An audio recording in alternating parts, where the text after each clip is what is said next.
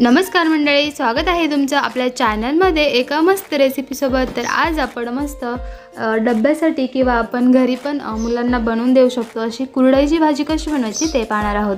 तर कुरडई म्हणजे काय, तर आपण गव्हाची जे उन्हाळ्यामध्ये वाळवणाचे पदार्थ बनवतो त्यामधली गव्हाची कुरडई आहे। तर त्याची ही मस्त अशी सुटसुटीत अशी सुकी भाजी कशी बनवायची ते आज आपण पाहणार आहोत। सुरुवात करूया।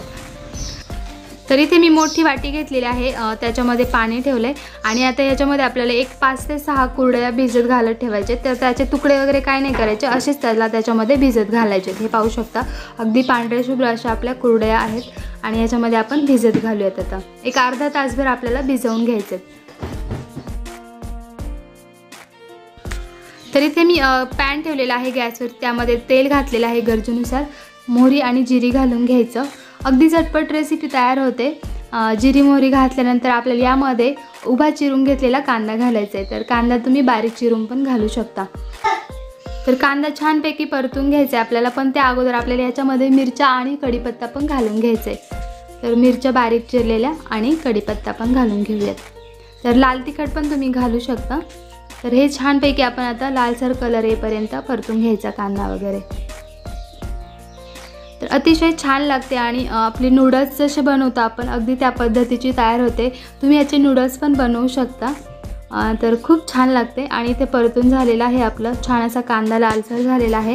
आता यामध्ये आपल्याला घालायचं आहे थोडीशी हळद पावडर। यामध्ये थोडीशी हळद पावडर घालूया, त्यानंतर 1 चमचाभर लाल तिखट घालूयात आणि यानंतर आपल्याला यामध्ये थोडासा गरम मसाला घालायचा आहे। थोडंसं हिंग घातलेलं आहे त्या अगोदर आणि थोडासा गरम मसाला पण घालून घेऊयात। तर मसाले पूर्णपणे तुमच्या आवडीनुसार तुम्ही घालू शकता। तर मिक्स करून घेऊयात आपण कांद्याला वगैरे।